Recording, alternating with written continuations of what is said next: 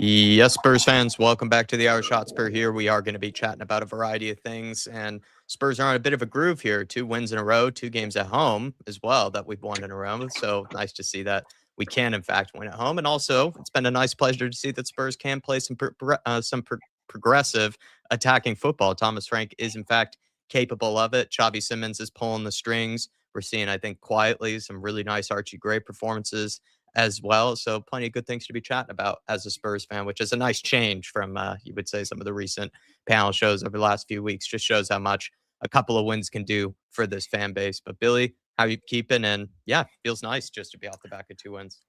Yeah, I was there last night. I haven't been to the stadium a ton of times this season, just because various reasons. But I really enjoyed myself. That's probably the most enjoyable thing that's happened this season for me. Like just obviously seeing Son and stuff was brilliant. Then we actually played pretty well. So yeah, I'm really happy. I think the last time I was on was a bit down on Frank, but it's been a good week or so since then. I think football can change really quickly. It's been a good 10 days or so for Tottenham. A couple of good results, 2 good performances. I'd say I wouldn't say the Newcastle was a particularly good performance, but yeah, hopefully that's fingers crossed we turn the corner. But some big tests to come to see if that's true. How was the Sunny tribute? Was it good enough for you? Would It you was say? amazing. It was amazing, man. It was really, really good to see him. And everyone was in the stadium before the game, which if you go to Tottenham, that's quite a rare thing. They announced quite not massively publicly that it would happen at 15 minutes before kickoff, and it's just amazing to see him. Gave the place a huge lift, and carried through to the performance as well. Yeah, I think if probably would have scored 5 or 6 if he actually was allowed to play in that game. I feel like the Spurs did have plenty of chances and would have been nice to have a clinical Sonny there to make it a huge score. And then on my way out, I checked out the mural as well, which is brilliant. And it's not too far away from the Harry Kane one. It's sort of it's the closest one to the stadium probably, and it looks incredible. Dave and I were joking that whoever lives in the building there is going to have a huge queue of people just almost every day paying homage, to such a Spurs legend there. I think the next step is the statue, right? That's got to be the next in line. Yeah, we were saying that as well, and it's got to be him and Harry Kane holding each other, like many of the times they've assisted or scored for each other. Sam, how are you after? Right, yeah, good moods as a Spurs fan, right? 2 wins, of course, a needed draw against Newcastle, and all of a sudden things are changing. It feels like. Yeah, I mean, I think Billy's right. Like the return of Son was obviously quite a big moment for everyone. It looked like a lot of players really wanted to play for him last night. Although having said that, I mean, I thought we started really well. And then kind of, I don't know, against a better team, I feel like that would have been a different game. I feel like in the end, Prague basically gave us the win. They gave us the game, an own goal and 2 penalties. I'm not complaining, I won't sit here at the end of the season and go, yeah, but I don't really want Frank because against Slavia Prague, we got lucky with the win, so we don't deserve this Champions League trophy. Come on, everyone, manifest.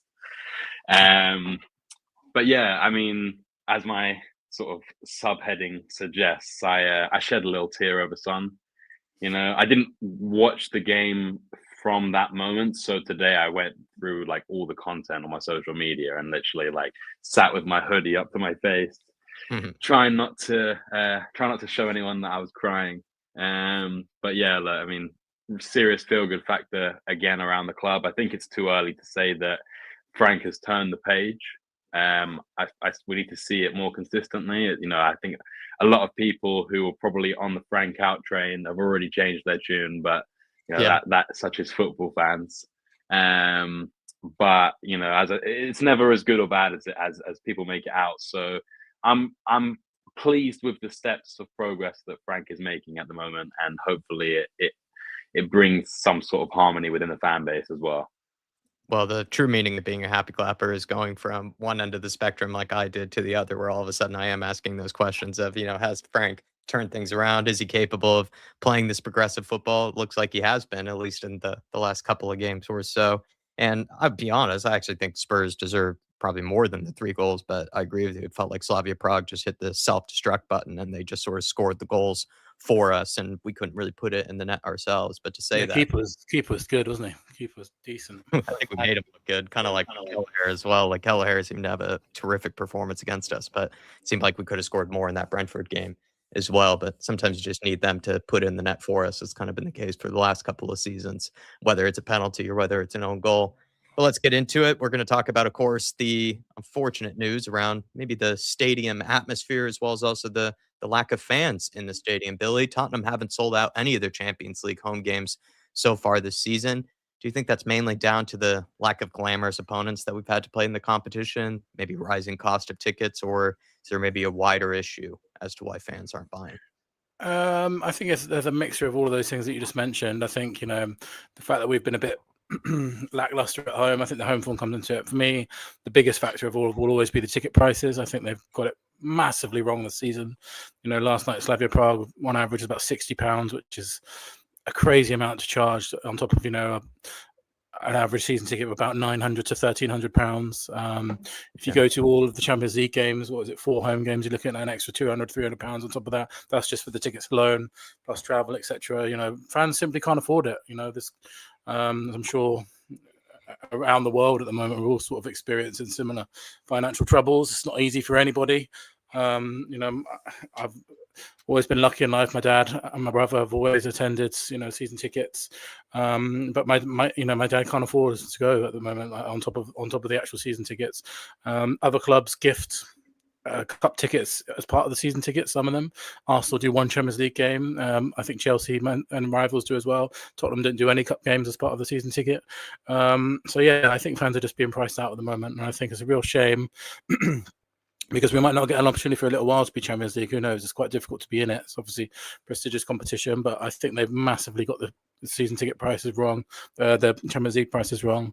If you look at when we played at Wembley, when we played in the group stage of the Champions League, they did 3 tickets for £100 for the group stage tickets, and that those games are literally the most attended games in the history of English football. I think we had over 90,000 nearly for the Real Madrid game. So Tottenham fans will come in their numbers if the prices are right. They should have had some kind of group stage deal like they did before, but they've massively misjudged it. And I think a top club like Tottenham, where we regularly see 60,000, 65,000 in the Premier League, to have 47,000 for a Champions League match where our legend Son is returning, I think people are voting with their feet, and will continue until they address the ticket prices.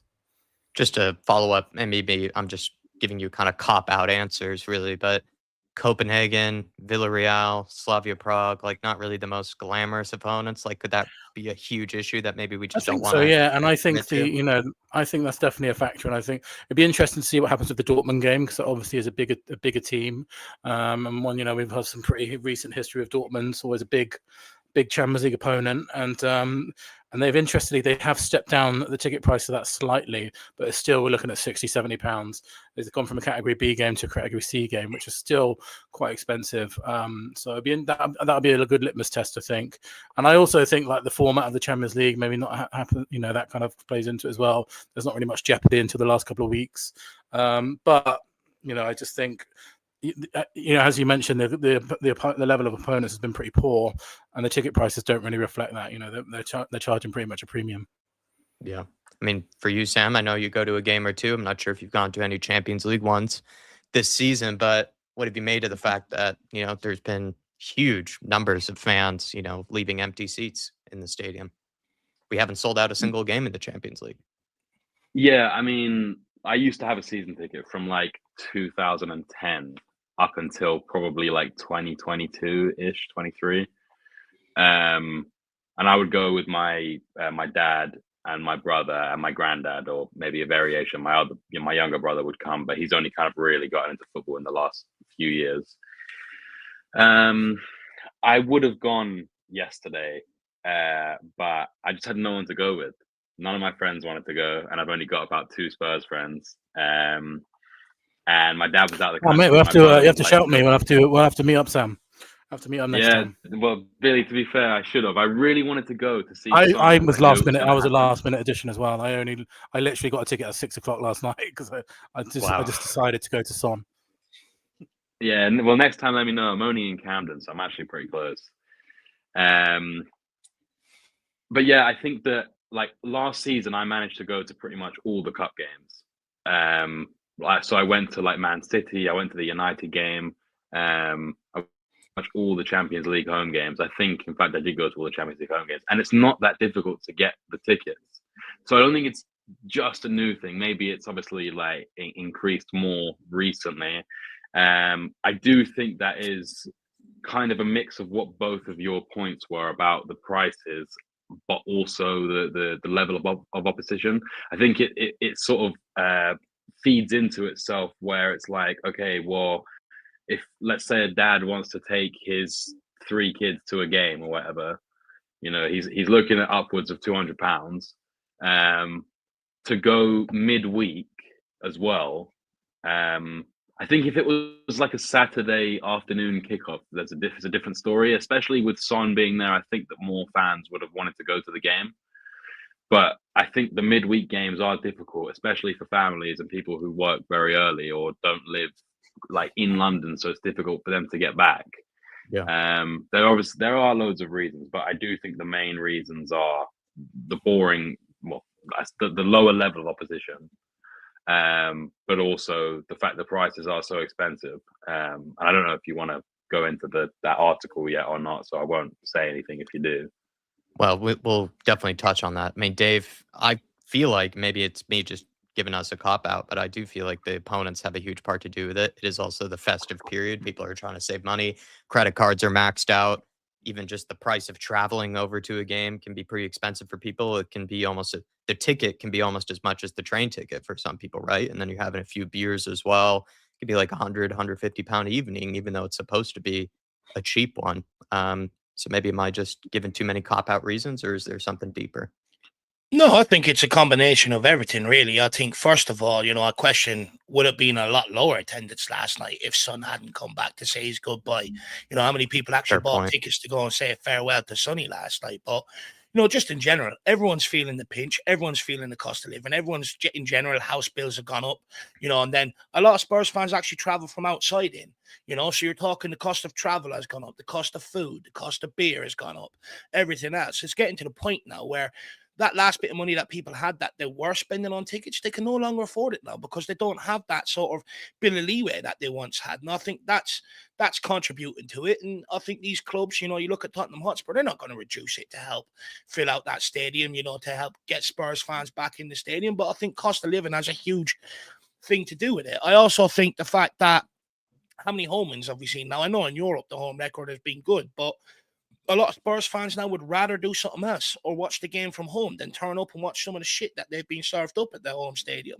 It's no longer that enjoyable day out anymore because you're leaving frustrated every time. You're not going there and having the crack or the fun, that you used to, going there and having beers with your friend, dancing around in the concourse and stuff. That hasn't been happening at the Tottenham Hotspur Stadium for quite some time.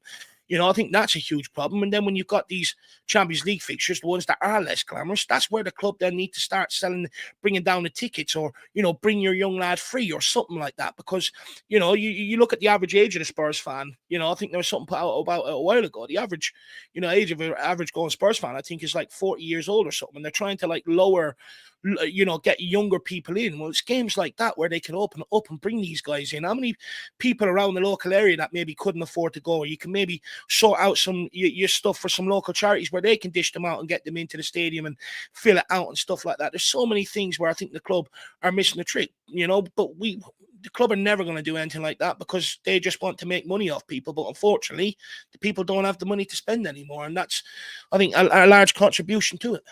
Yeah.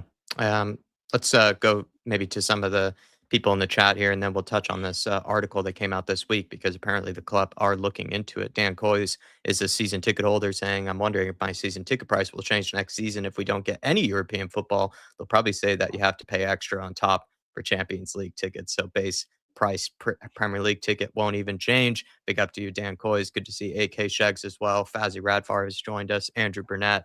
Sugar Ray, big up to you, Sugar Ray, and so many others in the house. Really do appreciate you. Ian Ferguson, of course, as well. And Wayne Bonner, I'm seeing so many good people. But please, everybody, smash the like button as you're piling in here. And then also as well, if you want to stop the show, feel free to leave us any questions in the chat. Sorry, just quickly while I think of it, when you have the likes of Ange Postecoglou last year, the likes of Frank this year, the likes of some of the players calling fans not real fans. And these are fans that are going to the stadium, paying their money and stuff, by the way. How many of them are not turning up anymore back in this shit that's going on because of the stuff that they're saying and stuff, all as a consequence? I've made the argument. It seems like everybody internally hates the Tottenham fan base. Anytime anything goes wrong, we get the blame. We overreact. We're too mean. This, that, and the other. Spurs fans are sick of being told they're the problem. So how much of that is contributing to the people not turning up as well? Yeah, that's absolutely fair. I mean, Billy, there was an article that came out this week, sort of suggesting that the family, the Lewis family, are looking over the accounts that Levy had left behind, and they're basically admitting to maybe having to take a real scan over everything that Levy has left behind in terms of his legacy, in terms of how the club was run, from sponsorships to the stadium rights, pretty much everything. Really, could there be something about maybe them trying to look into this as well? The fact that fans are not attending to games, could that also be left over from the Levy legacy? I think so. I definitely think so. It's interesting just having a quick scan through. It's a Bloomberg article that has dropped saying that they're going to have a review by David Hellier and Giles Turner, the journalists behind it. Yeah, so it says they're going to cover all commercial aspects of the club's operation, including sponsorship agreements and whether players and commercial contracts and payments were fairly valued. I think the subtext of that is probably some of the valuation of stuff has probably been too high, and they're probably frustrated as to why we haven't sold naming rights for like 5, 6, 7 years or whatever it is. And I think, it's been said time and time again that our season ticket prices are too high. The club have never, ever once in the last few years sort of tried any kind of, initiative to sort of give back to the fans in that regard. If you look at comparative clubs like Chelsea, Man City, much lower season ticket prices. Obviously, I know the fact that we're in London. That plays, you genuinely pay a premium for things in London, but again, we're much more expensive than Chelsea, for example, a club who are historically much more successful than us. So there's always been the sort of directive under Daniel Levy to squeeze fans for the absolute maximum that he could, and maybe that will change. I'd be very surprised if season ticket comes down though, because I think that's just unprecedented. I can't remember ever in the history of modern Premier League football as a club ever reduce their season ticket prices. What they might well do is freeze them for a couple of years or something like that, because we know that the price, as Dave already said, the price of everything is going up and up. But I think we're in a sticky situation because the prices are simply too high, and it's a really complicated argument because last year we had the sort of buffer of having a star like Heung-min Son, and the incredible star power that he brought meant that there were thousands of Korean fans, very much welcome to as well, to come and watch Tottenham. And I think they relied on that buffer because, home games were sold out all the time last year, or if they weren't sold out, they were at very high capacity. This year, obviously now with Son leaving, that buffer is gone. They don't have thousands of Korean fans that are willing to purchase tickets for sort of mid-level games like last night. Last season, for example, in the Europa League, we mentioned the level of opposition. The level of opposition that we played in the Europa League was certainly no real different to what we're playing in the Champions League, but those matches were always well attended. So I think the club are in a bit of a quandary of ticket prices that they need to come down, but and as I said, that's unprecedented in the Premier League era. So is that actually going to happen? I'd be very surprised if it did, but it's what needs to happen. I mean, I might be sounding like a Daniel Levy or a Simon Jordan here, Sam, but Spurs fans and fans in general, right? They ask for the best players. They ask for a fancy new, beautiful stadium. They're also as well, asking for season ticket prices to go down. I mean, it's almost like we don't want to have to pay for anything, for things to improve. Yeah, I mean, I can't talk about other clubs. I can only talk about what we experience. Do we get the best players for the money that we're spending? I would argue no. In fact, I would vehemently argue no. But look, I understand there is obviously a cost to everything, but when the club is turning over, record profits, then I don't really know what, to get to the next round. If you qualify for the next round of the Champions League, like the knockout stages, you're guaranteed 100 million based on the revenue last year. I think Arsenal made over 100 million from the Champions League. Like, that money, how much? I feel, Billy, you probably know better than me. Like, what's the average take for match days? They said, wasn't it around like 4 or 5 million or something? It's about 5 to 6 million. Yeah. Yeah. Per home game. So, look, 100 million just in the TV rights alone for the Champions League. We play in 4 competitions, you know, as well as the tours that they do, sponsorship deals, all of this stuff. So it's like, whilst yes, we all understand there's a you know, a cost to all of this stuff. You know, to quote a real legend, Roy Hodgson, let's not take the piss here. You know, so for me, yeah, it's frustrating. I can obviously understand where it's going, but when you look as well that like we're kind of like the good boy that didn't get what they wanted in terms of a club. You know, we followed all the rules. We spent within our means. Daniel Levy, that was supposed to be his legacy, leaving the most like self-sustaining club. I think that if you asked him, that's kind of what he would say. And to an extent, he got there. But at the same time, the rest of the league was basically like, we don't really care. We're just going to do what we want. And the big boys just basically threw cash at every like possible problem, and they've ended up coming through it unscathed. You know, what big team other than Chelsea with their like half a season transfer ban under Frank, when they started bringing through like Mason Mount, and that was a UEFA thing, I think. What other big team has had any repercussions for what's gone on? It's basically like, let's deduct another 10 points from Everton.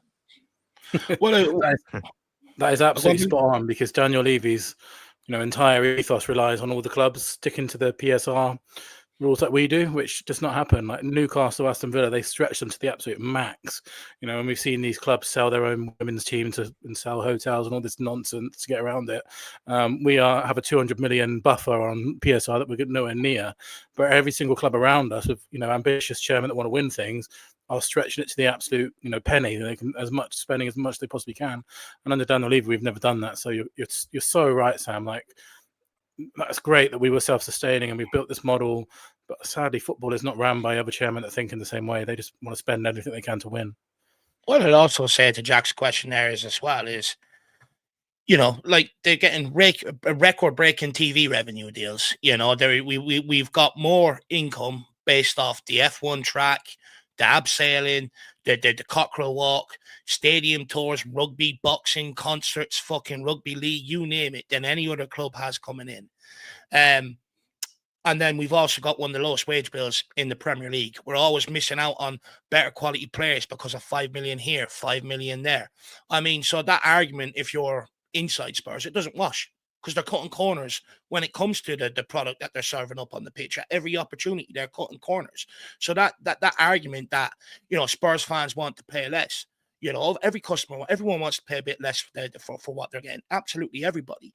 But they can't sit there and, you know, use that all these things have to pay for themselves when they've brought in more revenue, you know, through that stadium than any other club and everything else. And at the end of the day as well, I think there's a severe lack of understanding of the area we're based in London. It's not one of the most affluent areas compared to some of the other areas in London. You know, and he's already priced out a lot of local people in and around that stadium. Already priced out a lot of local people. You know, what you're seeing going now are people that are traveling up. How many people travel up from the likes of South Dorset and other areas? How many people fly over from Ireland and stuff like that? You know, when you've got these games like midweek and stuff, sometimes that's not possible. It's very hard to get out of London, out of Tottenham and out of London in general after a Tottenham game. That's an 8 p.m. kickoff.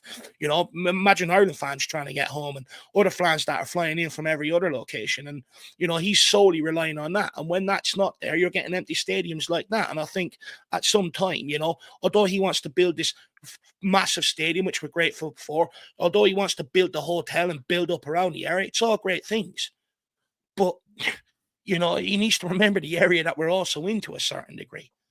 Maybe they've looked into the accounts because they know that the hotel could be, you know, maybe towards the final stages. So maybe they're trying to pull the plug on that whole operation, knowing what the look of that might be. Just maybe a final question on this, and then we'll move on. Do you think inside the club, you know, because Billy raised a decent point, or it might have been, I think it was Dave actually said, right, if it wasn't even for that sunny evening, we'd be talking about 10,000 fewer fans, you know, in the stadium. Yeah, we could have looked at we could have looked at an old White Hart Lane capacity rather than Billy's one. Billy said you only bought it for Sun, right? So Yeah. The only reason I was there, to Trust Should me. they be pressing the panic alarm if they were smart inside Yeah. the club? They should. Yeah. And I think the fact that Premier League games are getting sort of 59, 55, 60,000 is a massive concern. We built the stadium, and the whole, as we've just been speaking about, the whole idea of the stadium was to maximize profits in terms of all of our all of our revenue comes from the match day. We get £6 million when when that stadium's full. We have in stadium entertainment like the clubs no other Premier League club can match. And if that's not maximising, then there's serious concerns, I think. So yeah, I think a club like Tottenham has to be selling out their home games. That's minimum required.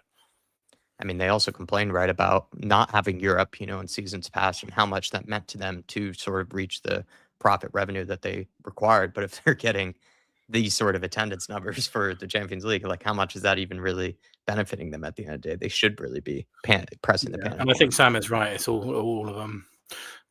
At the end of the day, I think the stadium attendance and the match day revenue, while it's great, I think it's a penny. It's pennies compared to the TV revenue of it all. So, and it's one of those chicken and egg things, isn't it? If we're not in Europe, if we're not spending money, we don't end up in Europe anyway. So it doesn't even become a question. So, yeah. So I think the club will be looking at it now and thinking they have to do something about it because, a top six, big six club has to be selling out their home games. Like, surely even having a full stadium for every single home game is more beneficial, even if you have to reduce some of the ticket prices for certain games, than it is only selling it, say, 3/3 full or 2/3 especially with the way everyone stays in. Everyone buys. We're not like other stadiums. Everyone buys their drinks and food in the actual stadium. Yeah, that's not the same for other clubs. Exactly. So I do think and like Sam made a great point earlier on. It's so easy to get tickets this year. I even know people that's been offered half-season tickets already, and that's already bumping them up the list for a season ticket next season. It just goes to show that fans ain't swallowing the shit that the club are putting out anymore, and there needs to be a massive internal look at it to fix it. Brentford and Fulham, people were trying to get rid of them for free, and they couldn't. And there's loads on Twitter just going for free. People are. I think there's a lot of all kinds of factors behind that, and probably the way that we're playing, which has improved slightly as of late. But it's a massive issue that really needs to be looked into, I think. Yeah, the Irish Jack we speak to on Thursdays or Wednesdays, he was saying that normally he had this one guy constantly bothering him for a ticket. And then now this season, he said he's not even talked to him at all, which either means he doesn't want to go to the games or he's found much cheaper prices or much better person or different options to be able to pick from. Neither is good for him. But we're going to have to switch gears. Dave, I'm going to go to you first on this one. Destiny Udogie is out for a month with a hamstring injury, which is a huge blow considering that Spurs now have only 2 fullbacks available. That's probably been the case for a while now because Udogie's had so many injuries. But there is a silver lining in that it is Jed Spence's big chance to finally probably nail down a permanent starting spot at fullback here and potentially even for the England team as well. Why do you think Spence has been overlooked by so many managers over his time here? Conte, even Postecoglou as well, and Thomas Frank, has almost dropped him the moment that Udogie came back into the team. So what is it about Jed Spence that maybe has gone missing and now's another chance for him? Yeah, I think when you look at it, I think Conte clearly used him as a stand, right? In terms of you bring me in my signings and not who you want to bring in. So I thought Jed Spence was harshly done there. But in general, I think Jed Spence is a really good player, Jack. I think defensively, he's absolutely solid. And I love the bit of banter with Mo Kudus already saying that he's going to pocket him at the World Cup and stuff like that. That's absolutely brilliant. And the fact that you see a player doing what he's doing on the left-hand side, even though he's right-footed, is very rare, by the way. We've thrown other players out there before when we've had injuries out there, and they couldn't cope. They were ran all over the place. They were ran ragged, let alone try and get on the ball and get forward and create opportunities and stuff like that. So I actually think it speaks to the quality of player that we have. But look, I'm not surprised. I always thought that was in there with Jed Spence. I always had a bit of belief in the guy, and I think for a while there, he had a point to prove maybe to Ange Postecoglou, just to even get back in the squad, let alone into the starting roles. But like where I think it's been a bit harsh on him is Pedro Porro offers a lot going forward. Now that's a bit more debatable this season. A lot of his crossing than that has been poor. But defensively, he's very suspect. And I would have argued maybe Jed Spence has deserved a bit more of a run at right back, to see if he can maybe nail that down and push Pedro Porro a little bit. But I think in general, when I just look at Jed Spence's nature, he just sort of seems so chilled and laid back. I almost feel like if he had a massive point to prove, that would almost bring the best out of him and bring a lot more consistency from him and keep him at the top of his game. Whereas when I look at him, he just looks very chilled and laid back. And I think sometimes that can go against you, because if you're in and around that sort of professional environment, you've obviously got some, like, people that, what would you say, they're like licking the manager's hole and, doing everything in front. Look at me and everything else. And I don't think Jed Spence is one of them guys. And I think he's just sort of happy to be there and go about his business and do things his way. And sometimes I think maybe that goes against him a little bit, in terms of a manager really looking at him and going, I can throw him out there and I control my trust in him. And I think maybe that goes against him a little bit, that sort of laid back nature. Like if you compare him to Pedro Porro, for instance, the guy's putting up, videos of him around the side of his house, bouncing medicine balls around and everything else. And I think that works in someone like Porro's favor over someone like Jed Spence, because it gives off the aura that he's always ready, he's always doing the right things, and that he can be relied on. Whereas I think with Jed Spence, and this is just me looking at interviews and some of the videos that come out around him, that he just seems a bit more laid back, more full of life, rather than that sort of serious nature. And I think sometimes that works against him, maybe. Okay. Someone has pointed out in the comments here, Sam, that we have Van de Ven, we have Ben Davis. How dare I say that we only have 2 fullbacks? But what have you made of the fact that Udogie's picked up yet again another injury? And in my opinion, I think we are going into this tough fixture period with only 2 fullbacks. Look, I mean, in the summer, I did sort of pose the question of whether we should be looking to replace him, not because he's not good enough, but I said, the quote I actually said was, is he at risk of becoming Sessegnon 2.0?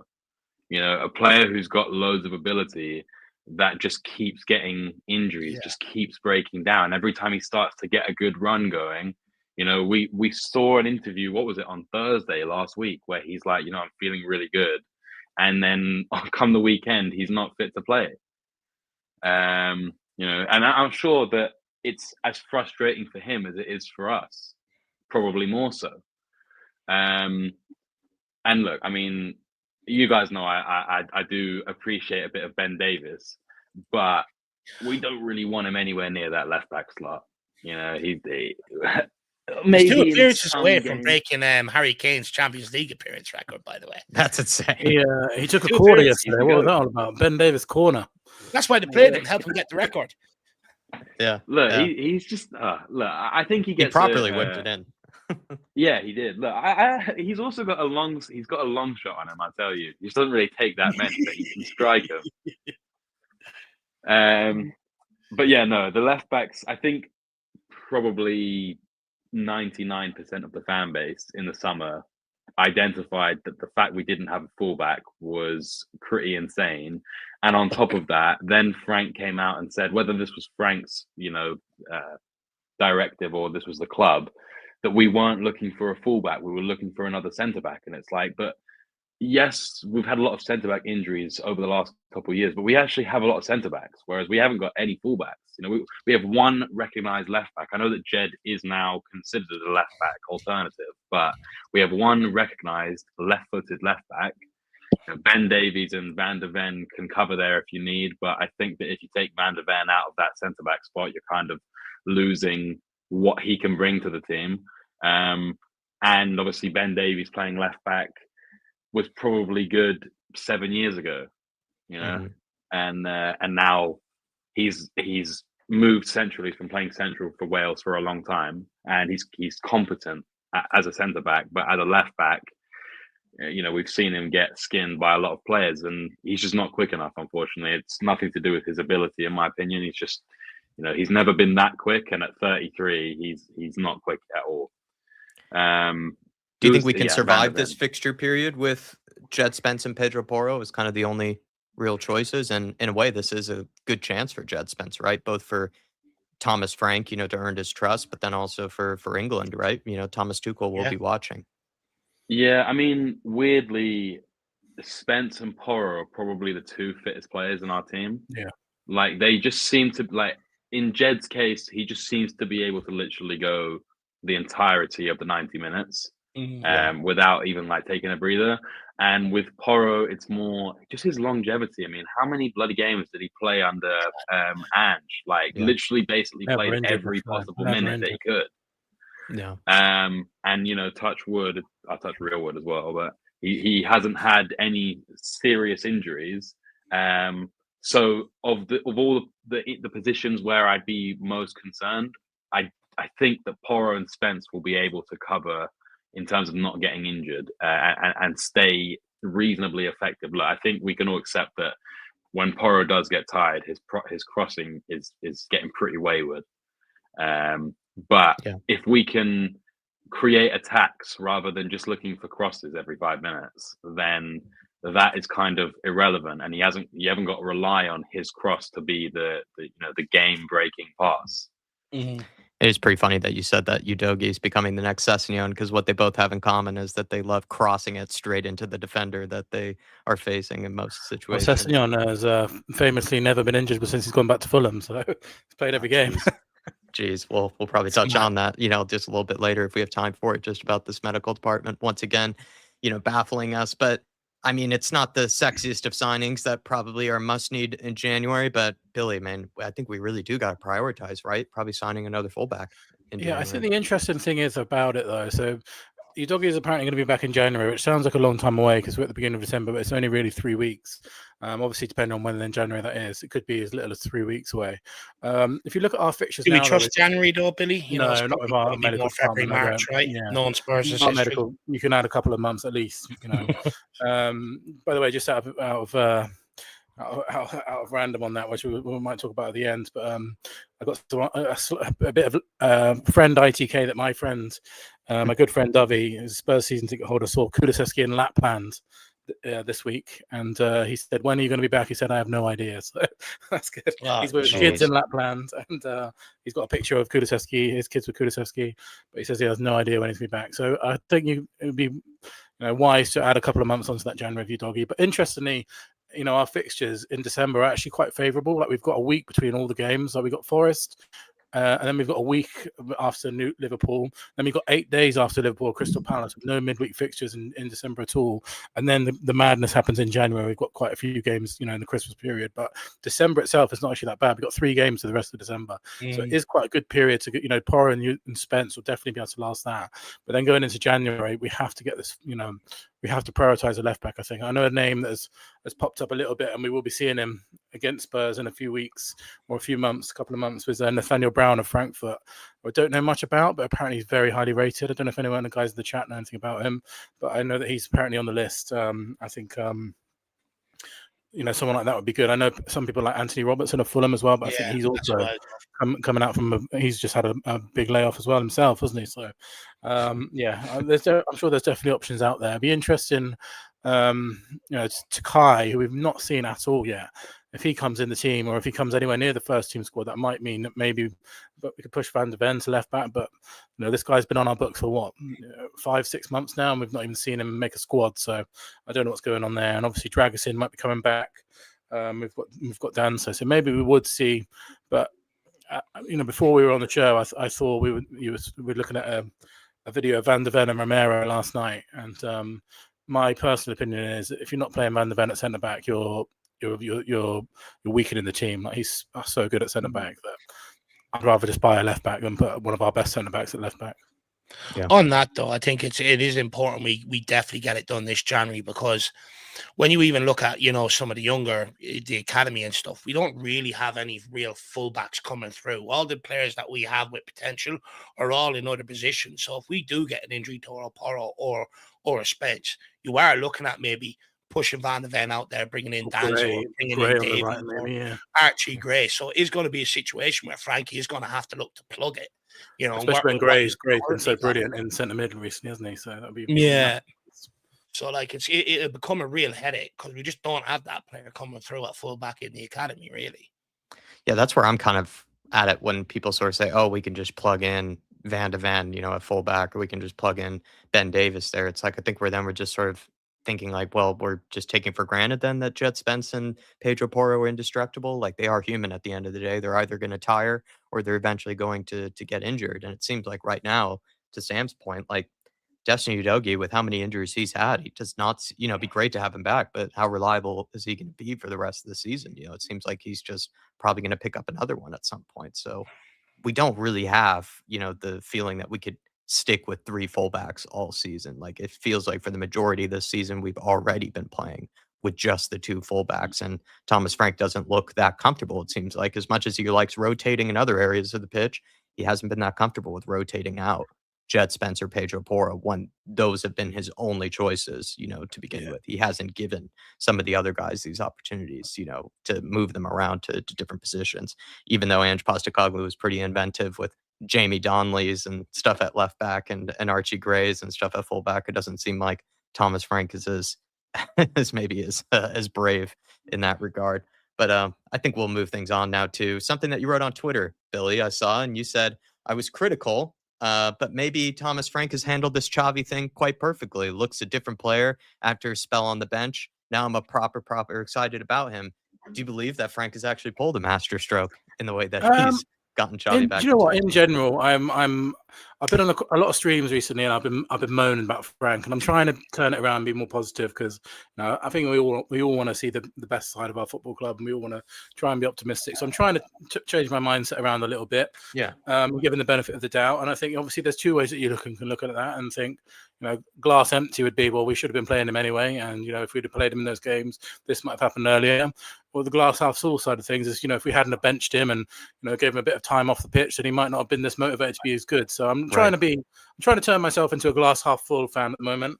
I'm trying to be a bit more positive because I hate coming on streams and moaning about Spurs. It's not. No one really wants to hear it, do they? We want to try and be positive, especially when we've had a good couple of results. Good, really exciting player doing really, really well. The last thing we want to do is moaning about it. So yeah, I'm trying to.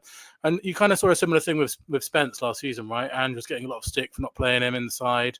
He eventually came in and then basically never looked back ever since and became, the incredible fullback that he has been this season. So I'm choosing to view it in a positive way and thinking that, maybe if, Xavi comes in a fantastic run of form now, as we've seen in the last couple of games, then it would be a really positive thing. But, obviously it's a very small sample size still. We've got a long way to go, but it's just good to have a player that we can get excited about. I just always feel like Tottenham needs someone like Xavi Simons in the team that you can actually just be excited when they're on the ball.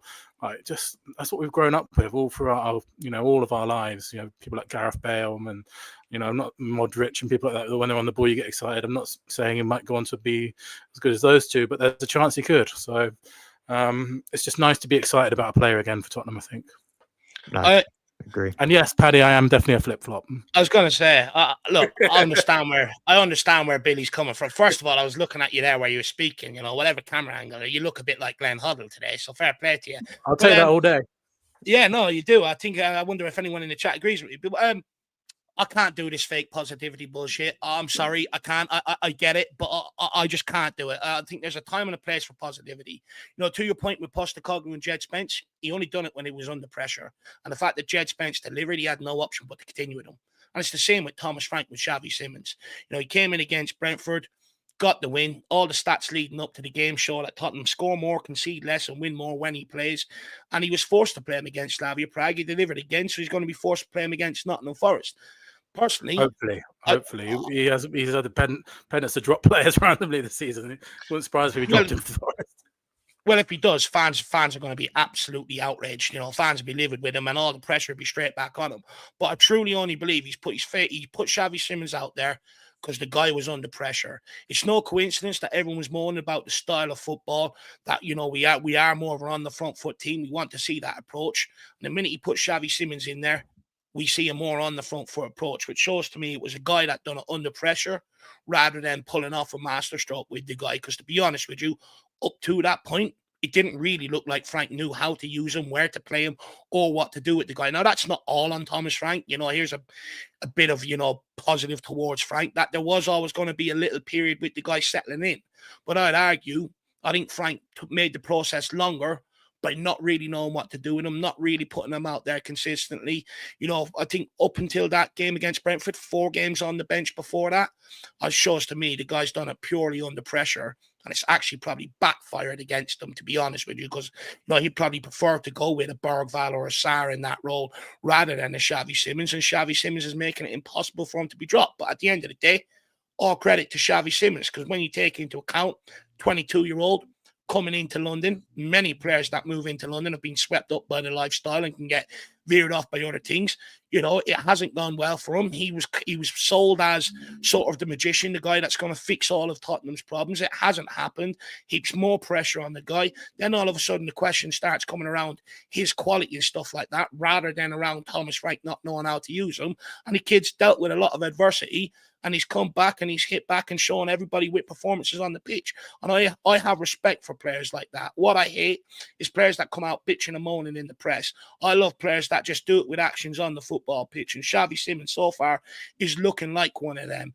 And for me, Frank has to persist with him. We brought him in here for a reason. Yes, he's not Frank's first choice. I know he wanted a Gibbs White or an Eze, but the reality is he wanted a player of that ability, of that ilk. And we gave him Xavi Simons. And all of a sudden, the last 2 games, 16 shots on goal, whereas before that we could barely muster up 1 or 2, you know. So it shows to me that he's got to play this guy, and I know it's being delivered under pressure, but hopefully it works out in both people's favor and it can be a good relationship moving forward and win us games, because that's all we want at the end of the day. I think he just doesn't want to put on his flip-flops yet, Sam, because he's never really been a hot weather guy, Dave, whereas Billy probably does enjoy. No, I understand where Billy's coming from. I do understand where Billy's coming from in that regard, but I just see it differently. I just think he's done it under pressure. I'll just say really quickly, I do feel exactly the same way that you feel about this, about Mattis Tell. I think Tell has been massively underplayed by Frank recently. I think he's been unlucky not to get more minutes. I think he should have started yesterday. I think he should have started. I think he changed the game against Newcastle. Thought he came on and had a really good cameo. Then got 0 minutes in the next game against Brentford. And he looked good again yesterday. I think exactly the same thing about Xavi. I think the same about Mattis Tell, who for me, I would start him on the left against Nottingham Forest. But anyway, back to Xavi. Just quickly, I think what you are starting to see is maybe Frank trust the attacking talent a bit more, because before it was so rigid and stuff. I think now he's actually starting to trust the players more. You see Romero, for large parts, wasn't using that passing range. Last night, I was nearly wanking myself off looking at the passing range he displayed. Pedro Porro, for quite some time, didn't really see him being allowed to unleash them balls over the top. He done that against Brentford. We picked up our first goal off it. You're seeing, the 4 players sort of linking up a bit more. Xavi Simons is key to that. And I think what you're seeing now is Frank actually starting to trust the players, whereas before, I think he didn't have that trust. It was more so, you're going to do everything I say to the letter of the law, and everything was sort of, every part of the game was so finely detail managed, whereas I think now he's starting to maybe trust in the talent a little bit more. You did go off camera a few times, Dave, so maybe you were. Sorry, yeah, go ahead, Billy. Oh, yeah, I think the only thing he hasn't quite found out yet is his left winger. He doesn't seem to know who to put them. Yeah. Sam, I mean, has he pulled a masterstroke and, awaking the beast inside Xavi Simons, or are you kind of in Dave's case where he's probably needed to do this a lot longer ago? I don't want to do this. I really don't. I'm going to bring up Ange. Before last season, a lot of the arguments from the Ange out crowd was every loss was on Ange, and every win was in spite of Ange. A lot of people went out there and said we won the Europa League in spite of Ange. Yeah. Before we'd even won it. Exactly. There were people on this channel, not any of us 3, but there were people on this channel that had said it would be in spite of Ange. So I fear that there's a little bit of that in your statement, Dave, about he's had to, basically circumstance has forced him to do that. Not that I don't. Not that I. Well, I just going off the stats, though, Sam. The last 4 games before that, he didn't start. I do agree with what you're saying, but then obviously we don't know exactly what's going on. Yeah, I can only take it from what Frank has said, and again with Ange, people would say, he said he was happy with his team and happy with the transfer window, so it has to be true. So then we have to take what in my opinion, we have to take what Frank says as the truth as well. And it's backed up. Him saying, basically effectively saying Xavi wasn't ready, has been backed up by Xavi himself, saying it was a bit more of a shock, coming here, than I thought it would be. And he's mentioned a lot in his press conferences about attitude and mentality shown by Xavi, and that I don't know if that's him saying before the attitude wasn't quite right, you know, like being in a strop when he's taken off at 60 minutes or whatever, and or if that's just him saying he does have a great mentality and that's why he will succeed here. Look, don't get me wrong. I do think there is some truth in the about wanting to play like a Bergvall or Sarr in that position. And I do also agree that it did take him a while to figure out what was best for Xavi, because he was trying to shoehorn him in on the left, which very clearly wasn't working. Because Xavi was basically just playing 10 anyway, so we were just neglecting the left side, and that's something that we've said on the show before, that you know we basically haven't got a left side. We're just overloading the right, which is just kind of what we were doing under Ange with the left side with Son, just constantly going down the left rather than going down the right. So I think the balance was wrong, but then I would give him I think I would give him the credit of everyone's saying he's tinkering too much, but now it looks like he's tinkered enough to find a point where it's like he's got some sort of framework that he can work with, and push on. And look, we're now seeing the inclusion of Archie Gray, which I think a lot of us like. I think in the last couple of games he's been a bit of an unsung hero. I know he's had a lot of credit as well from people, but I think overall a lot of what he does is actually going under the radar. Like he's like a silent operator right now. Yeah, exactly. You know, nicking the ball off someone and then a nice little like 1-2 touch with himself to go past him and lay off like a nice pass. You know, those are things that you're not going to see from the likes of Palhinha, for example. But you'll see the Viking challenges, you know, full-blooded challenges, and that's what kind of Palhinha is known for. Whereas we don't really know what Gray is known for yet, so we don't really know what to look out for. But I've just been very, very impressed with him. You know, stepping in kind of from the cold. I think that a lot of people had said in the past, and myself included, when he was given time in the middle under Ange, he didn't really deliver. Admittedly, that was probably because he was playing in those teams that we've been told were deprioritizing the league, and it was all the players that weren't in the first team playing in the Europa League regularly as a starter. So it's circumstance as well, but I think I'm very happy with how he's progressing, and you know, I haven't heard anyone saying, "Oh, well, he's still 40 million. It's not good enough." And I'm sure there's people out there like that, but I think he's proving his doubters from last season wrong with these few performances, and I hope it continues. Just before people finish off blasting off about Archie Gray, I want to come back at Sam there, because I think that's very harsh towards me, to be honest with you, Sam, because I'm not saying I don't think Frank did do it, you know, like whatever the point you're trying to make about, you know, spite or whatever.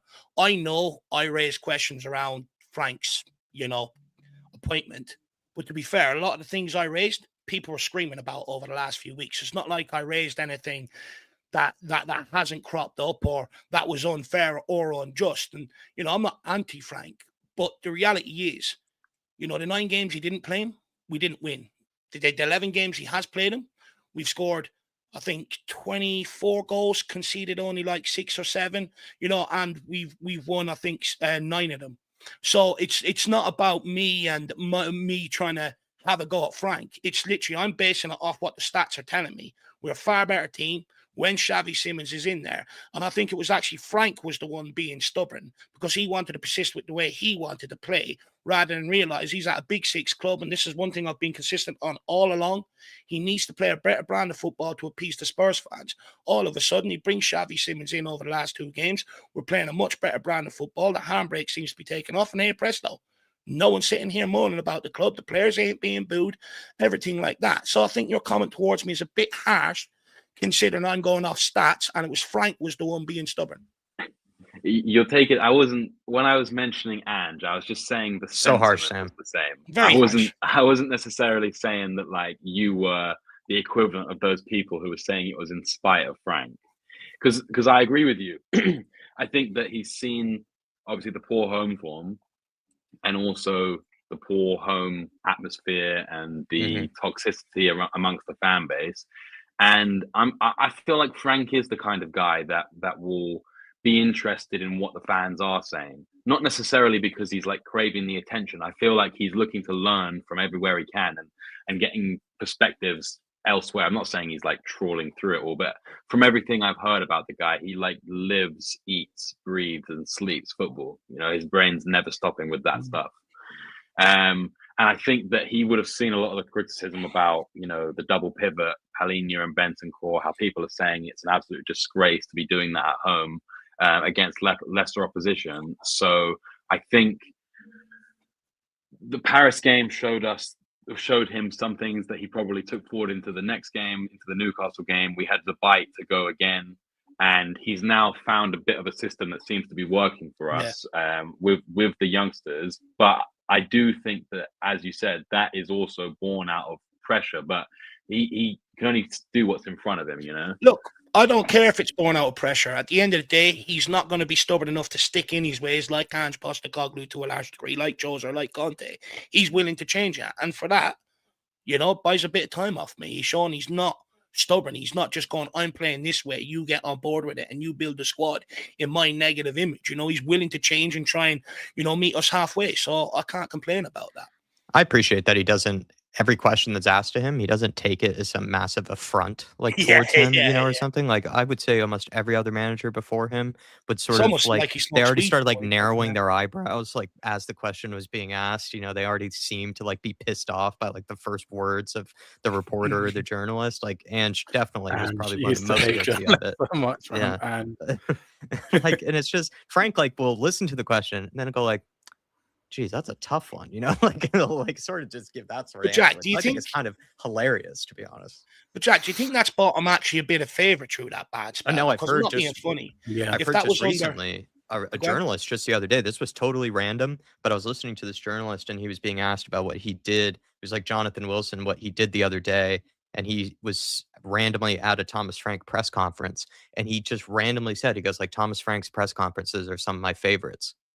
Because he said he's such a professional in the way that he engages with it. Sorry to cut across you, Dave, but you're spot on. I think journalists genuinely love the guy. And so I think he buys himself time because of that.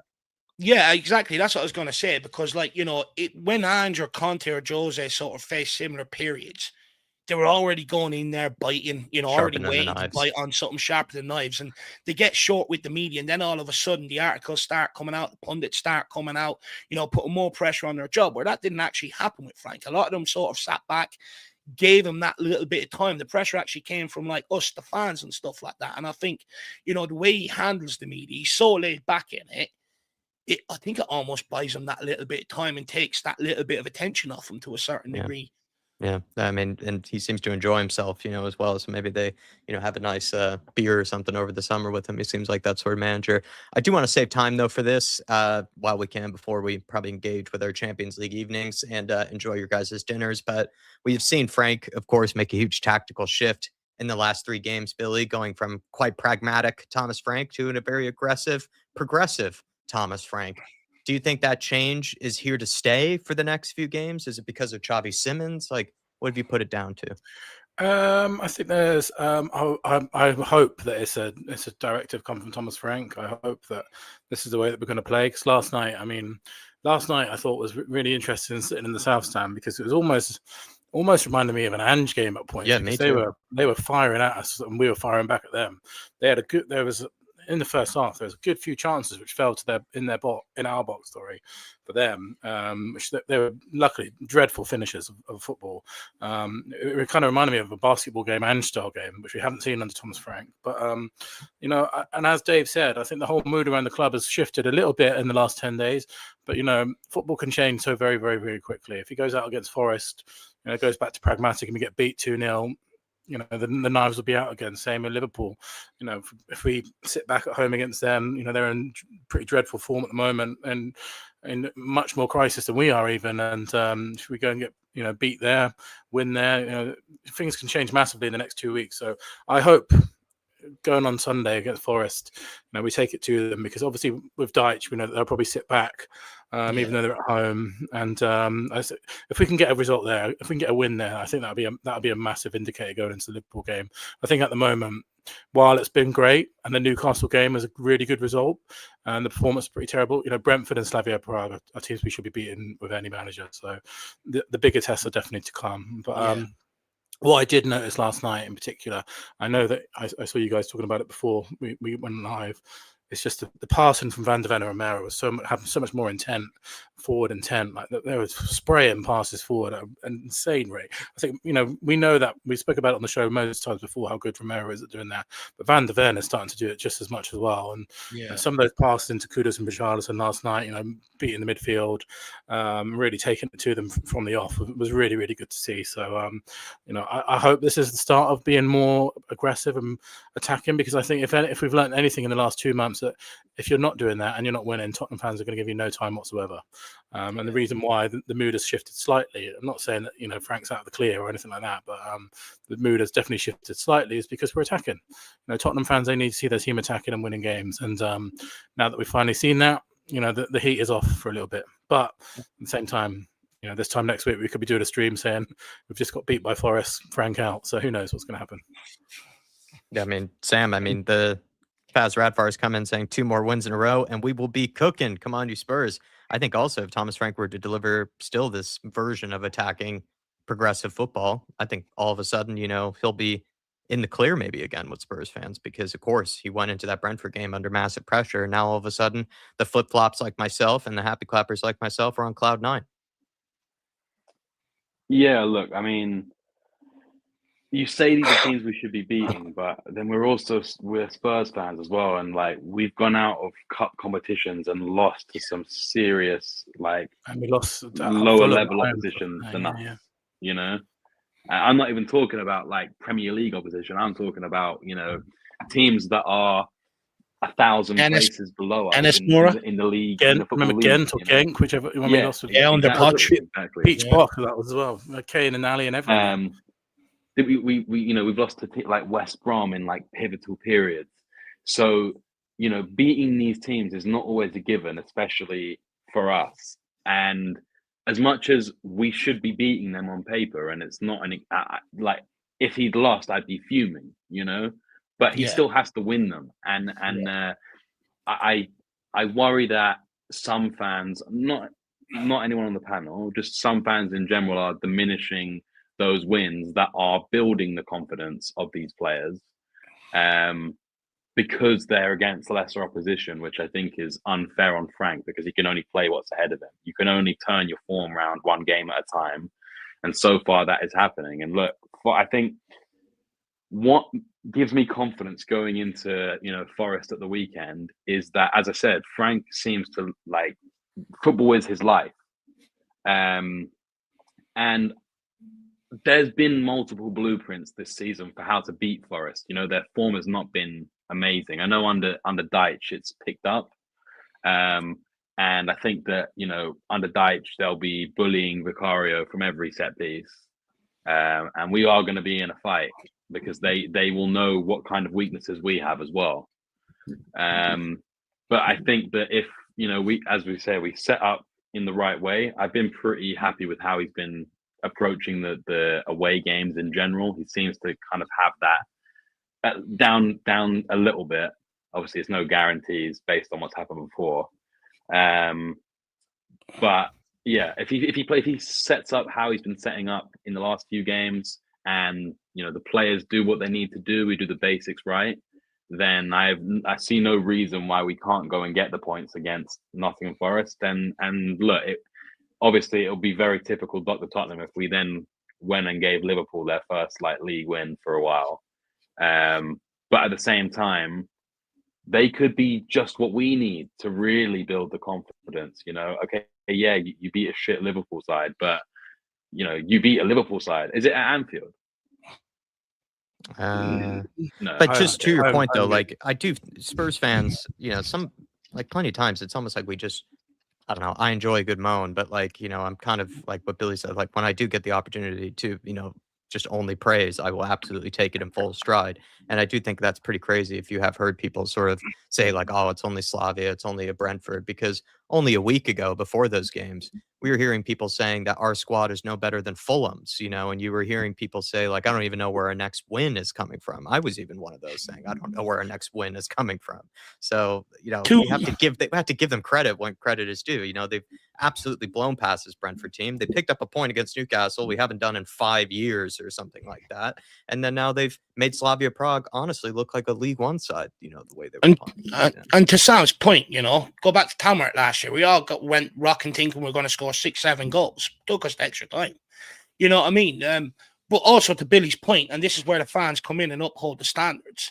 That may be acceptable in and around the club the last few years, but it's not acceptable to fans. These are games we do expect to win. No sort of excuses. But to Sam's point, and I think he raises a fair point, you still have to go out and do it. And to be honest with you, with the pressure that was on the management team and them players, it's not an easy environment to sort of come out of and go and hit back and go and win them games and be brave to play on the front foot, especially after being booed and the criticism and everything else, so you still got to show that mentality, that character and that willingness to go and do it. And we've done that. So let's move on. Forest will be a good test. Hopefully we get that done. And then if we can beat Liverpool, because I do think we're waiting for that big one to sort of say, yeah, we've turned the corner. Do that, then I can think we officially said we turned the corner and Frank has turned the corner playing this way. Until then, we'll wait and see. Yeah, I mean, they could have, think about it darkly. They could have even thrown him under the bus in, the past few games, but they haven't done. They've actually really come out and given their all, really. I think this is Crocodox. I could be wrong, but really do appreciate the support saying, I worry people think Frank came to Spurs with a mission to stink out games and intentionally anger the fans. I don't see what he gains when he's obviously smart enough to know what annoys us. If I'm understanding this right, he's saying that Frank is smart enough to know that eventually you will have to instill some attacking football and some progressive football, and that you do have to evolve your game. And this was something Dave and I were talking about just the other week, is like, if he took this job, he's been given so much credit as a really, really good mid-table, solid manager in the Premier League. Premier League proven to help teams sort of punch above their weight. But coming to Spurs, he needed to be asked the questions, can he evolve a little bit more? Can he take what he's done at Brentford, but then improve on it, but then also show that he can do more than what he's done at Brentford, show that he can do something a little differently. And I think maybe that's what Crocodox might be asking. What I will say is, Crocodox, I do think it's maybe took him a bit longer than maybe what I would have liked to get there. I think he was maybe stuck in his ways a little bit because he has made these sort of living off, stifling the opposition rather than taking the game to him. But, the last couple of games, and this is where I thought, this is where I'm okay with Frank at this point, right? Is because, we're playing the way we can. And I just think Frank missed a trick by coming in and trying to make everyone sort of play this defensive system. Because to be honest with you, look at the amount of games we spent not even using a trigger press to try and go after the ball. We just sat back and allowed them to come at us. And everyone that's been a Spurs fan a long time like me knows we can't hold out games playing that way. We've never done it. We've never been able to. And this isn't just under this manager. This is under every manager I've had in my lifetime at Tottenham. We have never been a team that can hold on when the pressure's on us for the last 5 or so minutes. We will always concede. And when you're looking at other teams that don't have as good squads as us, and they're pressing teams and they're creating a lot more chances than us, then I think it's only fair them questions come in. But, where I think Frank is finally starting to understand is, you look at the last 2 games, you can say, look at the manner of the opponent and stuff like that. But the reality is, when we've gone at them, we've had a lot less shot on our goals. We're now back to keeping clean sheets. And when you go back to the start of the season, the way we approached Burnley, Man City, the exact same way we approached these last 2 games, aggressive out of possession, pressed them high, and we tried to play a little bit of football. Somewhere along the line, Frank reversed it, went a lot more pragmatic, not quite sure why. But, under pressure, he sort of reversed it again. And that was my big frustration with Frank. He showed earlier on the season we can play to this sort of way. So why did he change it? And that's what was really irking me. That's what was really annoying me. And I think Frank is finally starting to learn now that, we do have to, like, the squad is built to play in a certain way, and all he really needs to do is add the set piece weapons, the structure around set pieces, and also that defensive structure while letting the players play on the front foot. And hopefully this will be what takes this club forward now, moving forward, Crocodox. Because I do think, we can sit here and say, oh, Frank's smart enough to know this. How many managers have made the leap from them type of clubs up to the bigger clubs and failed? Because they failed to, change their philosophy and the way they see the game and the onus onus is on them. The only examples that haven't really, like we had Nuno, for instance. He just copy and paste what he done at Wolves, but it wasn't acceptable at Tottenham where it was at Wolves, But when you go back and look at Pochettino, he got Southampton to a certain point, playing a certain way. He didn't have to change come to Tottenham, and that's why it worked. So these managers do have to change, and I think sometimes it takes them a while to realize that. The ones that don't will fall by the wayside and not really get a big job again. But Frank has learned that, and hopefully he's learned that now moving forward, my man. Yeah, really appreciate the support, Crocodile. I think this was very well timed. I think this was a conversation Dave and I were just having the other day on the watch along. But we are getting dangerously close to the Champions League, and I know we have some members questions. But Billy, I wanted to let you plug, maybe change for Spurs or plug your Twitter, and then if you want to go on with the rest of your evening, you're welcome to do so. We've already held you on for well over an hour now. But any final words? No. I'm up for sticking around. But I'll just quickly note on the change for Spurs front. I do believe that there's been some conversations starting to happen with fan groups about atmospheres that have happened this week. So watch this space. I believe there's some good news coming. Some exciting news to look out for. So watch this space in terms of that. Nice. I hope with that, account overview and just, general overview of, sorry, I'm actually screen sharing the wrong thing, but also follow Billy on Twitter there. But yeah, I hope they actually, as well, maybe include you guys at least just on what they've been looking into and what they are discussing and the conclusions that they come towards. Because, that transparency that Vin and I has maybe bragged about or spoken about, you hope to actually see put into real practice, really. But let's get to Artist T in terms of the comments from the members. Artist T saying, your room is too dark, Sam. Turn on a lamp. Also, that hairline is moving further back. He's come at me before, Sam. It's it's just likes to get a rile up, doesn't he? The light one was funny. The thing is, it's actually not even funny because he sent a photo of what he looks like to the group chat the other day, and he got flamed for about 3 hours. with the hairline that he's got, to be chatting about my hairline, easy to hide behind the screen, but we know. Look, let's not get into that, guys. At the end of the day, my mama told me everyone's pretty in their own way, Yeah, sometimes it's people's deepest insecurities is what they comes for us all. It comes for us all at one point. We're all gonna get it. That's naughty, RST. That one was naughty. Billy, would it be possible to get the stadium to play Alan Parsons' Project during the starting lineup? Well, that is, you joke about. To be honest, I have no clue who that is, but neither do I. I was hoping you did. I'll definitely check it out. But they do have, that is a hot topic of discussion at the moment. I know, in terms of the fan groups, they are always deciding on what to do about that because, they currently play. Obviously, they've always played the Star Wars Duel of the Fates, which is an absolute banger. But what they have done recently is brought in Can't Smile Without You, which has got a bit of pushback from some fans saying it's not quite the mood set. So I'll definitely check out Alan Parsons' Project, and if it's going to get the crowd going, I don't know what it is. I could be set myself for a fall here, but if it get the crowd going, then why not? But I don't know. I'm a big fan of the Star Wars thing that they have before the game. But what they've actually done recently is got rid of all music to try and give the fans a chance to sing themselves. So that's also something which they're looking for as well. I think that's the right way to go about it. I think I've got a question for you quickly. Can you get them to bring back Darude Sandstorm after we score goals? Oh, mate, I was talking about that the other day. This gives me lockdown nostalgia. Get the. It's just not been the same since it stopped. Watching Harry Kane do his celebration. Yeah. I know. I was watching a game the other day. I think it might have been a Bayern Munich game actually. I don't know if you've seen Bayern Munich play the most ridiculous goal music ever. It's a great way to rage bait, isn't it? I'd be all for it. Yeah. No, it is, especially when they score the fifth one past you. If you're like 5-1 down though, and you get like a second goal back, do you play Darude Sandstorm then, or do you just leave it if it's like consolation goal? I'd love that.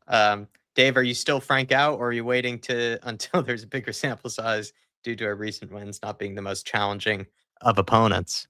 No, look, I'm not Frank out. Don't get me wrong. I'm not one of them that's going to sit there and just go, everything's going in the right direction when it wasn't. At the end of the day, I do this every single day. I look into stats, I look into patterns and stuff like that, and I'll talk whatever it's showing me or whatever it's sort of leading me to accordingly. And at the end of the day, Yeah, I think, I think rightly so. Every manager comes in here. I don't believe in this, give them a whole year free. No, every manager is under pressure to deliver results. But look, I think, we'll wait for a bigger sample size. But he's still in my bad books in terms of saying some Spurs fans aren't real Tottenham fans. I mean, who the fuck do you think you are? Him and Sam are still in the naughty books with Dave after Sam's question No, earlier. Sam's out of it. Sam's out of it now. Just he was in it temporarily. But Frank has a lot of making up to do. It's just like when Ange cuffed to the Spurs fans last year at Chelsea. It's not acceptable, nowhere near it, and I'm not having that from Frank. Until he comes out and issues a proper apology, then he's going to be in my bad books for a while. I'll take this one. Artist T saying, how much time do you think Frank has bought himself? I think if he wins against Forest, and if he were to win convincingly with again another similar attacking display against Forest, I actually do feel like he's bought himself a bit of time, probably even through January. To be fair, I mean, unless all the results were just completely go off a cliff. But I think this was kind of the crunch time. This was sort of a period where he really did just need to pick up points, but then also need to deliver in terms of quality of performances. And against Newcastle, a hard fought draw, got a point when probably wouldn't have done, in the past, not for 5 years. I think that's a huge feat.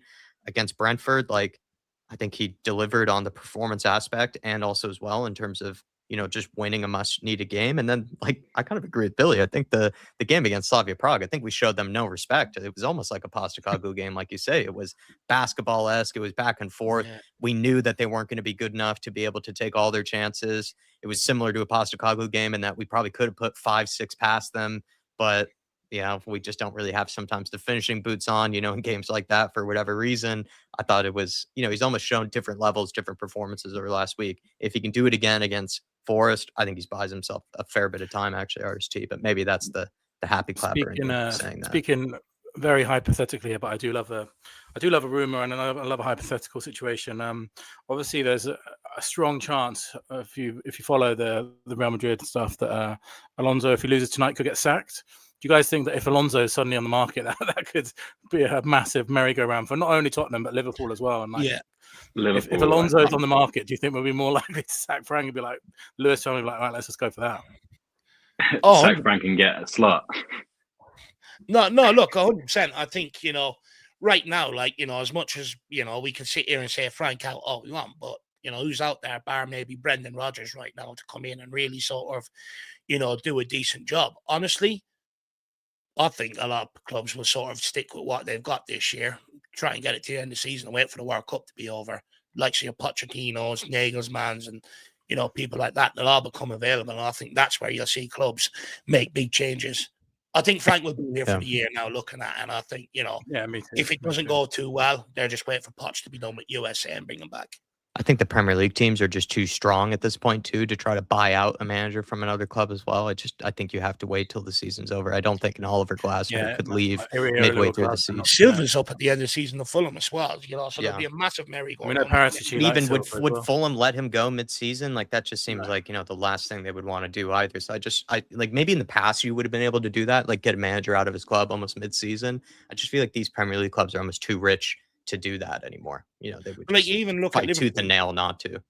Slot would have been gone ages ago, but there's no one there of a certain, they're probably waiting for Xavi Alonso to be sacked, and they'll probably bring him in then. And then we'll get Slot. They're not going to sack him until someone else becomes available, And I think a lot of clubs are really waiting for the summer now.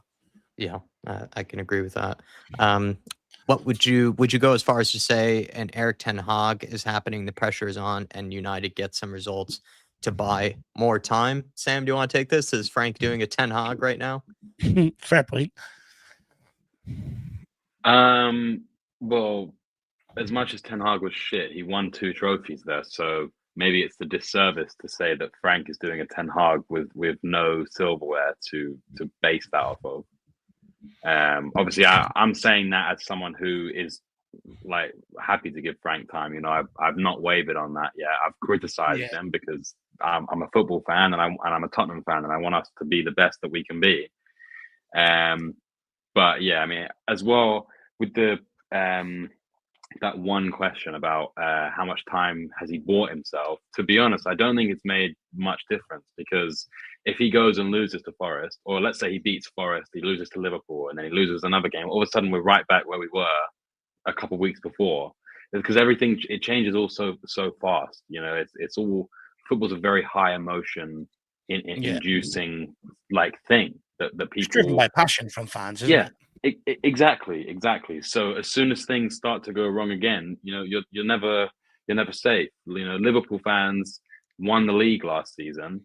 You know, every season they start the season saying the quadruple's on, and they genuinely mean it. And now we're getting to January, and you know, obviously they've had Klopp for what, like 8 years. I can't remember the last time they that a team like that has wanted to sack their manager like mid-season, like genuinely. Yeah. Especially after just winning the league in your first season. It's the Ange argument over a longer period of time. You know, if people are always saying if Ange had started badly and ended well in that first season, would he have got more leeway from the fans? And it's the same thing. You know, and Slot has now done the best that he can do in the league. And now it's bad, and people are like, "Get him gone. He doesn't know anything." But if it was like this in the first season, and then he wins in the second season, Yeah. So I think with Frank, we just need to see. You know, everyone's opinion could be right. You know, everyone's saying he's shit could be right. Everyone's saying he's great could be right. But right now we don't know, and I think that it's tough to build on some success when every other game your fan base is calling you out, saying that you're shit and not good enough to manage a big team. The reality is, though, I think it's a bit of both, though, isn't it? You know, do I see Thomas Frank maybe stabilising Tottenham to a certain degree? Yeah, I do. But do I see him really kicking on, delivering trophies? No, I don't. You know, so I think it's a bit of both. But look, at the end of the day, right now, artists, we're winning games, so let's enjoy it. Because honestly, you don't know when the next one's going to come. I keep saying this with Tottenham, so just enjoy it. Yeah, enjoy it while you can. It is just quickly kind of funny that Ten Hag's legacy in the Premier League is that he's now just used as this metaphor for, you know, some sort of momentum that's maybe false or something, because it was the same thing said about Ange after he won the trophy, that if we were to keep him in the job, are we doing a Ten Hag by keeping him in the job after winning the Europa League and everything? So it's just funny that that's Ten Hag's legacy now. It's just used as this wide net of a metaphor. What's everyone having for dinner, Billy? Well, I went, as I mentioned earlier, I went to the Tottenham Hotspur Stadium last night, so I'm bankrupt. So I'm just going to have a couple of bagels. That's what for me. I'll be living poor for the rest of the month after. What's on the bagels, though, Billy? You can't just say ham and cheese for sure. Ham and cheese for sure. Cream cheese, obviously.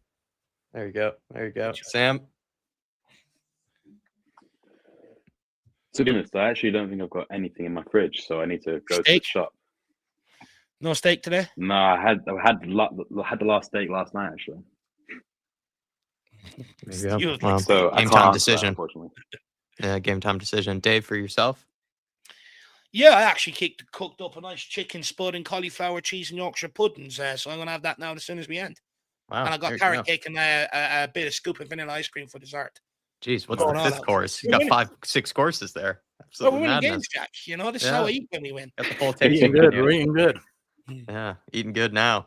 Dropkick your teacher saying the song specifically is called Serious. Also, we still look extremely shaky. 12 shots with 5 on target. I'm going to listen to it straight after the stream, so I hope it's not like a prank song. It's going to be like death metal or something. In between the goals, he's saying we look extremely shaky. A better team would make us pay. It's just the thing, though. Like, I feel like you're not giving Frank any credit, though, Artisty, because, you know, at one point, you know, he was being praised for, you know, being really defensively solid. And then we were asking for him to be a bit more risk taking. I think he took risks like against a Slavia Prague. You know, I think he gave them no respect. He showed them that, listen, we'll attack you. We'll pretty much leave. We only left like 1 or 2 defenders back at certain stages. Romero was playing practically as a second striker at times. And they weren't even defending seriously last night either. Yeah, so I think it was just 2 teams really going at it. I think you just maybe this season have not been that used to, like Billy said earlier, a bit of a basketball game back and forth. And we got very used to that under Ange Postecoglou, to be fair. And I think Frank finally had one of those types of games. I didn't really see much issue with it, to be fair. And against Brentford, like Brentford had like 1 or 2 maybe dangerous moments, but we pretty much dominated them from minute 1 through minute 90. And I think Brentford are a far better team than the likes of Slavia Prague. I just think Slavia Prague, I would argue, I think he took the handbrake off even more. I think there was no handbrake whatsoever against Slavia Prague, whereas maybe against Brentford, there still was a bit of caution at times. But I think he just showed them no respect. And I think that's what Dave's even asked for against these type of sides. You know, all respect to them, but he's too many times during press conferences says like, oh, they're really good at this. They're really good at this, these teams. And, it's like, come on, like we should not be showing these teams as much respect as we have been. And I think he finally did it. And can I just quickly jump in and say beans on toast, massively underrated dinner. So underrated. Can't one be of it. the nice Cannot things you be can it, ever I'm eat. afraid. Bit of butter on the toast as well. Yeah, bit of cheese on there, banging. Sometimes you I guess just cook a few sausages, drop them in there as well, Billy. Yeah. Job. I guess the Americans are listening to us and think that's crazy, right? Like beans on toast, not really a thing. Americans don't really like the concept of baked beans, from what I gather looking at the internet anyway. I think it's but just, then they'll put bacon on pancakes. I don't do that, but I don't mind bacon near my pancake is what I will say. Please, everybody, follow Billy over on Change for Spurs. Follow Sam as well. I'm going to try to put Sam's one in here as well very quickly. But thank you all. Really do appreciate the support.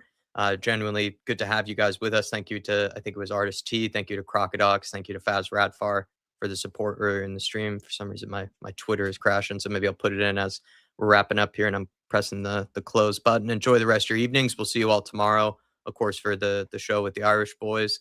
And enjoy the rest of your Champions League evenings, everybody. Follow Sam on Twitter and putting it in here. Thank you, guys. See you next time. Come on, you Spurs. Come on, you Spurs. Jeez, my Twitter was